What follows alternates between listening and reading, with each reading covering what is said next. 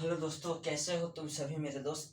ठीक ठाक चल रही जिंदगी, पढ़ाई लिखाई कैसा चल रहा है दोस्त। देखो, हमने दो तरह के फिल्टर मीडिया के बारे में जाना था सर, रैपिड सन फिल्टर मीडिया और स्लो सन फिल्टर मीडिया। बेसिकली अगर बोले तो यही दोनों मीडिया ज़्यादातर मोस्टली मार्केट में यूज किए जाते हैं।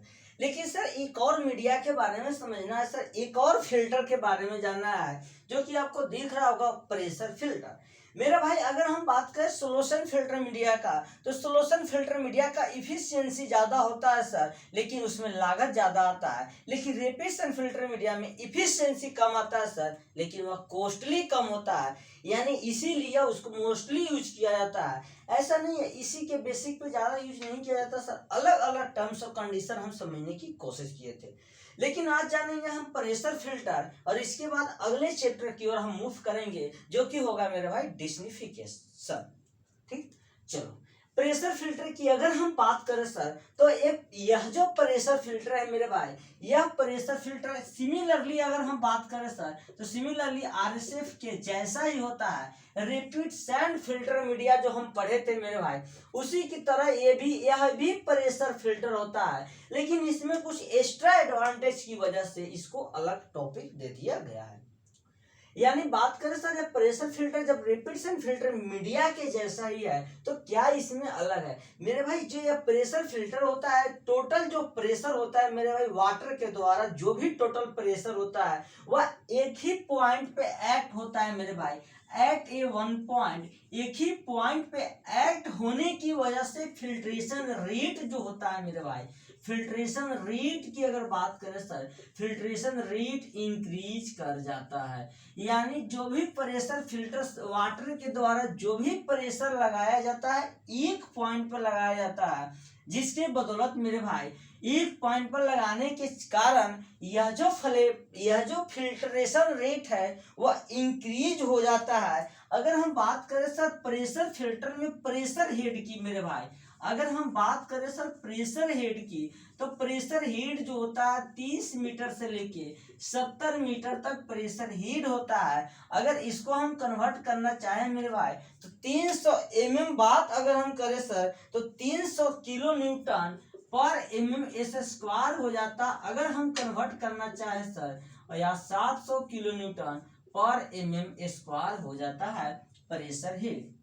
यानी बात करें मेरे भाई, इंपॉर्टेंट है, ऑब्जेक्टिव पूछे जाते हैं कि प्रेशर हेड में सर प्रेशर यानी प्रेशर फिल्टर की बात करें मेरे भाई, तो प्रेशर फिल्टर में जो प्रेशर हेड होता है 30 मीटर से लेके 70 मीटर होता है सर। लेकिन अगर हम इसको कन्वर्ट करना चाहें किलो न्यूटन पर mm² में, तो 300 यानी कि 300 किलो न्यूटन पर mm² से लेके 700 किलो न्यूटन पर mm² होता है। प्रेशर हेड में इफिशियंसी की बात करें मेरे भाई, इफिशियंसी की अगर हम बात करें सर, तो 60 से 70 इफिशियंसी होती है। 60 से 70% इफिशियंसी देखने को मिलती है मेरे दोस्त प्रेशर हेड में। लेकिन सर बात करें हम रैपिड सन फिल्टर मीडिया में मेरे भाई, तो रैपिड सन फिल्टर मीडिया में मेरे दोस्त जो होता था, वह रैपिड सन फिल्टर मीडिया में इफिशियंसी मेरे भाई हमें 80 से 90% मिलती थी। लेकिन हम बात करें सर स्लो सन फिल्टर मीडिया में, तो स्लो सन फिल्टर मीडिया की इफिशियंसी 98 से 99% स्लो सन फिल्टर मीडिया की इफिशियंसी अप्रॉक्स में मिलती थी। आप लोग इसको नोट डाउन कर लीजिए। हम आगे जानते हैं, नेक्स्ट चैप्टर मूव करते हैं सर, डिस्निफिकेशन क्या है हम समझने की कोशिश करते हैं। सो आप लोग हेडिंग डाल लो दोस्तों, नेक्स्ट चैप्टर यानी कि डिस्निफिकेशन। चलो, बहुत इजी चैप्टर है डिस्निफिकेशन। मेनली देखो, जब भी आपके टॉपिक स्टार्ट हो, जब भी आपका चैप्टर स्टार्ट हो दोस्त, तो आप उसका इंट्रो बहुत जरूरी है समझना। अगर आप इंट्रो समझ लेते हैं तो आपको क्वेश्चन यानी चैप्टर इजीली समझ में आएंगे।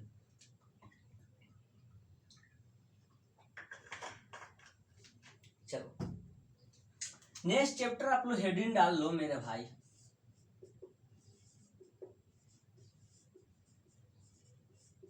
डिस्निफिकेशन। वर्ड मीनिंग हो सकता है गलत, तो उस पर ध्यान नहीं देना। देखो, ये डिस्निफिकेशन के मतलब ही होता है मेरे भाई कि जो भी वाटर में पैथागोनिक बैक्टीरिया अवेलेबल है उसको मारना। कैसे से समझने की हम कोशिश करते हैं। देखो डिस्निफिकेंट मेरे भाई, जब आप वाटर को अभी तक वाटर को आप फिल्टर मीडिया के थ्रू फिल्टर कर चुके हैं। देखो यह चैप्टर जो बनाया गया है सर सीरीज बाय सीरीज बनाया गया। पहले आपने वाटर को निकाला, फिर वाटर को निकाल कर एक जगह स्टोरेज किया, फिर स्टोरेज करने के बाद मेरे भाई उस वाटर को ट्रीटमेंट प्लांट में भेजे। ट्रीटमेंट प्लांट में भेजने के बाद उसको फिल्टर मीडिया के थ्रू पास कराया गया, और फिल्टर मीडिया के थ्रू पास कराने के बाद भी कुछ हानिकारक पैथोजेनिक बैक्टीरिया अगर अवेलेबल हैं, तब उसका अगला प्रोसेस हम डिस्निफिकेशन करते हैं सर, डिस्निफिकेंट करते हैं। आई होप आपको समझ में आया होगा। तो डिस्निफिकेशन एक ऐसा प्रक्रिया है मेरे भाई कि जो भी आपके वाटर में पैथोजेनिक बैक्टीरिया अवेलेबल है उस पैथोजेनिक बैक्टीरिया को मारना, किल करना। यानी डिस्निफिकेशन के मतलब अगर हम समझे मेरे भाई तो इसका मतलब एक ही होता है मेरे भाई कि जो भी आपके वाटर में पैथोजेन बैक्टीरिया अवेलेबल है सर उस बैक्टीरिया को किल करना। इसका यही रीजन है कि जो भी पैथोजेन बैक्टीरिया अवेलेबल है वाटर में उसको किल करना। लेकिन बात अगर हम करें मेरे भाई तो डिस्निफिकेंट एक तरह के प्रोसेस है पैथोजेनिक बैक्टीरिया को मारने का। सर डिस्निफिकेंट हम दो तरह के मेनली कर सकते हैं, यानी मेनली हम बात करें सर तो डिस्निफिकेंट हम मेनली दो मेथड से डन कर सकते हैं, दो मेथड से हम कर सकते हैं। सर पहला मेथड होता है मेरे भाई फिजिकल मेथड से कर सकते हैं, और दूसरा मेथड होता है केमिकल मेथड से कर सकते हैं। यानी डिस्निफिकेंट हम दो मेथड से कर सकते हैं मेरे भाई, फिजिकल मेथड से या और केमिकल मेथड से। दोस्त जब भी हम डिस्निफिकेंट करते हैं तो इसमें हम कुछ ना कुछ केमिकल इंग्रेडिएंट को मिलाते हैं सर। तो केमिकल इंग्रेडिएंट को मिलाने पर जो भी यह प्रोसेस डन करता है मेरे भाई, और जो हम केमिकल इंग्रेडिएंट को मिलाते हैं मेरे भाई उसको हम कोगुलेंट के नाम से जानते हैं। यही समझना था इस इंट्रोडक्शन के अंतर्गत। अब हम समझने की कोशिश करते हैं मेरे भाई कि यह जो पैथोजेनिक बैक्टीरिया होगा उसको हम जो किल करने का दो मेथड बताए सर, फिजिकल मेथड और केमिकल मेथड, तो हम कैसे यूज करेंगे इसको हम ये समझने की कोशिश कर लेते हैं सर। तो फिजिकल मेथड की अगर हम बात करें डिस्निफिकेंट करने के लिए, अगर हम मेथड की बात करें फिजिकल मेथड का मेरे भाई, तो यह जो फिजिकल मेथड है डिस्निफिकेंट करने के लिए सर पहले यूज किया जाता है मेरे भाई बॉइलिंग। यानी बात करें सर बॉइलिंग क्या है हम समझ लेंगे, बॉइलिंग यूज किया जाता है। उसके बाद अगर हम बात करें मेरे भाई तो यूवी रेस से पास कराया जाता है, अल्ट्रावायलेट रेस से पास कराया जाता है, या बात करें मेरे भाई एक्सरे पास कराया जाता है। यानी वाटर में जो भी पैथोजेनिक बैक्टीरिया अवेलेबल है उनको मारने के लिए जो भी फिजिकल मेथड को यूज किया जाता है सर, और फिजिकल मेथड के अंतर्गत तीन मेथड यूज किए जाते हैं, बॉइलिंग, यूवी रे और एक्सरे। यूवी मीन्स अल्ट्रावायलेट रे, एक्सरे रे और बॉइलिंग। आप ये नोट कीजिए, हम आगे समझते हैं।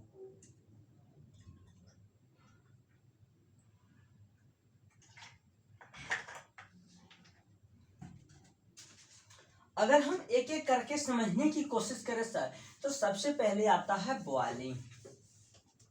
सबसे पहले मेरे भाई बॉइलिंग के बाद आता है सर, तो सबसे पहले हम बॉइलिंग को समझ लेते हैं। देखो यह सबसे पहला है मेरे भाई बॉइलिंग। देखो बॉइलिंग में बेसिकली क्या किया जाता है सर, बेसिकली इस मेथड को यूज जो किया जाता है मेरे भाई घरेलू पर्पस से, डोमेस्टिक पर्पस के लिए बेसिकली यूज किया जाता है। जैसे आप घर में पानी को उबाल के पीते हैं तो क्या है, बॉइलिंग ही तो है, यानी उबालना ही तो बॉइलिंग है। उबालते क्यों है कि उसमें जो भी बैक्टीरिया होगी हार्मफुल वह मर जाए, किल हो जाए, तो वही harmful bacteria pathogenic bacteria sir. यानी इस मेथड को यूज हम स्मॉल यानी छोटे मोटे पर्पस में यूज कर सकते हैं, जैसे घरेलू पर्पस के यूज कर सकते हैं, कोई छोटा मोटा यूज कर सकते हैं बॉइलिंग। इसमें क्या होता है मेरे भाई कि बॉइलिंग में आपको हीट एनर्जी के थ्रू वाटर को हीट करना पड़ता है, और हीट होने से उसमें जो भी पैथोजेनिक बैक्टीरिया है वो मर जाते हैं, किल हो जाते हैं, और उसके बाद आपका वाटर जो होता है वह यूजफुल होता है। लेकिन फिर भी आप सुने होंगे कि जो भी गर्म पानी है मेरे भाई, या देखे होंगे जो भी गर्म पानी होती है उसके पेंदी में बहुत तरह के कचरे बैठे दिखते हैं मेरे भाई। तो वह कचरे बैठे जो दिखते हैं मेरे भाई, वो वास्तविक में कचरे नहीं होते हैं, वास्तविक में वही बैक्टीरिया होते हैं जो बैक्टीरिया किल हो जाते हैं, यानी मरे हुए बैक्टीरिया ही पानी के अंदर पेंदी में बैठ जाते हैं। इसीलिए आप सुने होंगे कि जो भी गर्म पानी होती है उसके पेंदी वाला जो पानी होता है उसको यूज नहीं करना चाहिए। यानी बेसिकली बात करें सर बॉइलिंग को हम तो डोमेस्टिक पर्पज से बेसिकली हम यूज कर लेते हैं। चलिए ठीक है सर, अगला हम जानने की कोशिश अगर हम करें मेरे भाई, अगला अगर हम समझे सर, अगला जो है मेरे भाई यूवी है, अल्ट्रावायलेट रे जो होता है मेरे भाई, इससे हम कैसे पानी को सर प्यूरिफाई करते हैं, कैसे पानी में अवेलेबल बैक्टीरिया को हम मारते हैं मेरे भाई। तो देखिए यह जो अल्ट्रावायलेट रे होता है मेरे भाई, जो भी वाटर आप स्टोर किए हुए हो सर, वाटर जो भी स्टोर किए हो उसमें यह जो अल्ट्रावायलेट रे होता है, यानी इसका लाइट जो होता है, इसका लाइट इसमें इमिट कराने पड़ता है, यानी इस पे लाइट को फेंकना पड़ता है, इस लाइट को देना पड़ता है मेरे भाई। यह जो होता है, यह जो लाइट है मेरे भाई, इस लाइट का जो वेवलेंथ होता है सर, वेवलेंथ 240 से लेके 260 नैनोमीटर का वेवलेंथ काम करता है। यानी अल्ट्रावायलेट रे से जब हम वाटर को डिसइंफिकेट करेंगे, पैथोजेनिक बैक्टीरिया को मारेंगे सर, तो 240 से लेके 260 नैनोमीटर का वेवलेंथ का जो अल्ट्रावायलेट रे है सर, उसको हम इमिट कराते हैं, और इस इमिट की वजह से जो भी बैक्टीरिया अवेलेबल होती है मेरे भाई, यह डेड हो जाती है, मर जाती है। और यह जो अल्ट्रावायलेट रे मेथड यूज किया जाता है सर वाटर को डिसइंफिकेट करने के लिए, यह मेथड मेरे भाई लार्ज प्रोडक्शन के लिए मेरे दोस्त यूज किए जाते हैं, लार्ज प्रोडक्शन के लिए। जैसे आपको प्लांट में यूज किया जाता है, गर्म पानी का प्लांट यूज किया जाता है, या कोई हॉस्पिटल है उसमें यूज किया जाता है, ऐसे ऐसे यूज किए जाते हैं। लेकिन हम तीसरा बात करें सर एक्सरे का, तो यह जो एक्सरे होती है मेरे भाई, यह भी एक्सरे जो रे होती है सर, बेसिकली हम बात करें एक्सरे रे की, तो यह भी जो एक्सरे रे होती है मेरे भाई सिमिलर ही अल्ट्रावायलेट रे पे काम करती है, मतलब उसी की जैसा काम करती है, सिमिलर अल्ट्रावायलेट रे की जैसा ही काम करती है सर एक्सरे। इसका भी यूज लार्ज प्रोडक्शन में किया जाता है, इसका भी यूज लार्ज प्रोडक्शन में किया जाता है। सो थैंक यू मेरे दोस्त, मिलते हैं नेक्स्ट क्लास में दूसरा मेथड आगे जानेंगे। Bye bye.